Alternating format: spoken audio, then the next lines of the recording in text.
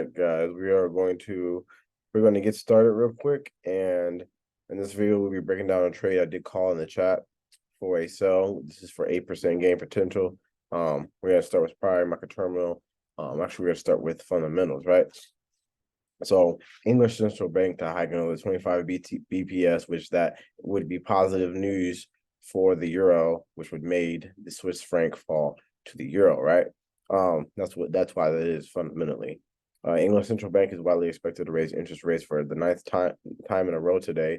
The main refinancing rate will be lifted by 25 BPS to 4.25% deposit rate. Once negative will be raised by 25 BPS to 3.50%. The question remains on what the central bank would do next. So essentially, long story short, Euro Swiss francs decline. The reason for that is because the English Central Bank is going to be raising another 25 BPS, which is positive news for the euro, and that in turn would make the euro rise over the Swiss franc. So the Swiss franc would be selling against the euro, right? So that being said, let's continue to look. Let's close that tab. And then to match that, right? To match that, those fundamentals, we did have 69% of retailers were buying the pair. And let me show you.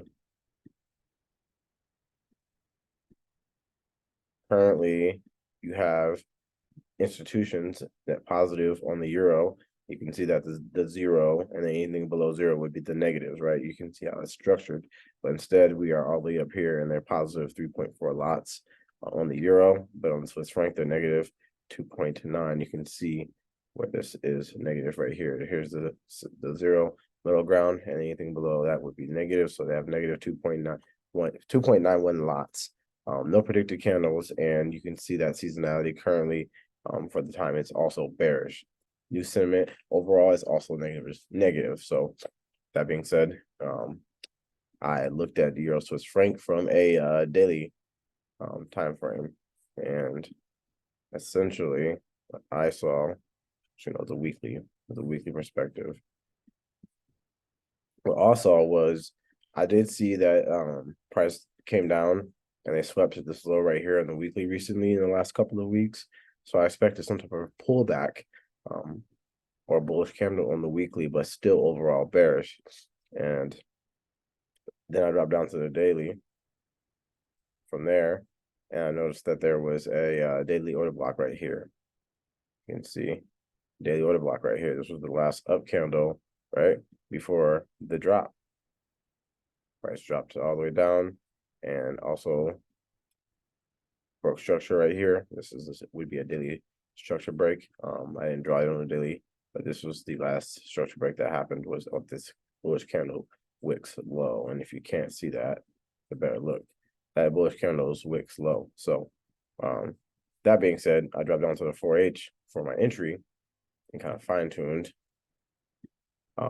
These are going to be all of the last 4-hour time frame events that happened, and all you have to do is follow liquidity and follow where the last swing low was taken. So price rallied here, respected this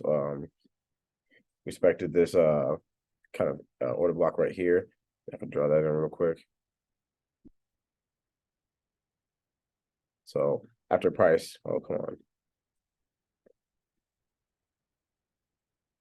So that's a 4-hour order block. So price respected that and then dropped to take that, and then they showed a willingness to go lower. Came back up. They left an imbalance here. So the 4-hour imbalance here. Price came up, took out the swing high right here on the 4H buy side, and then continued lower, and then took sell side again here.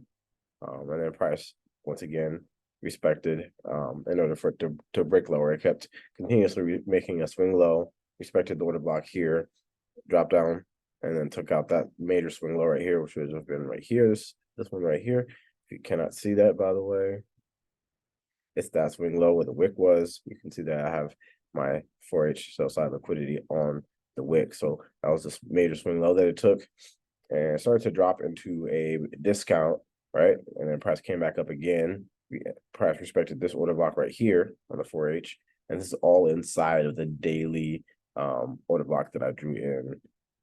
Catch you forgot right here. So price continued to go down, broke structure again, took some 4H sell side liquidity right here. And that was the last big sell-off that took sell side liquidity. So right. So once the actual trend established, you're just looking at swing highs and swing lows, right? I have to have a swing high in between my desired entry level, my point of interest. So that's like some liquidity in context for me that I know they need to take. So after price took down this swing low or sell side liquidity, I did look into the last place in the last up candle right before the drop, and I made sure price it basically came up, and right here in this area, respected this order block, and I waited for it to make a swing high, which was right here. This was a swing high, you can do the top of that wick, and after that, I did not see any displacement higher that I usually like to see happens. And if you knew my education, you know that displacement higher means you have to have a swing high taken out before the actual move down. So price basically broke structure right here all the way down, came back up into a premium, and respected this order block, created a swing high right here and a swing low right here where it says displacement lower. And then I knew that those were the swing highs and swing lows that were going to be taken before the move down. So price did, if you look closely, which I'll show you, price did trade above that swing high. That would be displacement higher. And then when price trades down below the swing low, that would be displacement lower. And then we can, at that point, get a second entry on Euro Swiss franc if fundamentals still continue to point to it being bearish, right? So it traded above the swing high at the time. I did see and watch it that happen, and then I saw a ton of weakness within that candle. And once I did see a ton of weakness in reaction to that, I called the market execution, and that was on this current candle right here. I don't know where my favorite bar went. Where'd it go? Anyways, that was on this candle here that I called it. And where it says, I called it right here on this candle. This was a bullish candle at the time. Price ended up receding very, very nicely. And essentially from there, we have been dropping. And since then, we've created another order block right here as well. So after the displacement lower, we'll look for price to come back up to a premium. Again, this will be my new trading range, this big impulse move that's currently happening down that would have caused the displacement lower. And then I can look to get in on whatever order blocks causes the structural break right here, right? For a second entry, so long as fundamentals continue the same. But this is for a 1 to 8. Pretty simple trade, pretty textbook trade. So basically, once again, to break it down, daily time frame or weekly time frame sell side take. I expected a bullish weekly candle. I got that bullish weekly candle. Looked on the daily, and essentially saw the daily had dropped quite hard, and was had been coming back up to a premium. This was the daily order block, this big candle right here, as if you remember, and I dropped down to the 4H and highlighted the impulse move from a wick to wick, from this high to this low, just to measure premium and discount. Price came up above equilibrium right here into a premium, created a high, created a low. There was no displacement yet before the move down, so that's when they take buy side before the move down, some type of swing high. At the time, this was the swing high and this was the swing low, and it had already been established. And I knew that price was going to need to take that buy side into the order block here, which it already respected. Actually, it already came up and then moved from, and that's where the swing high was created.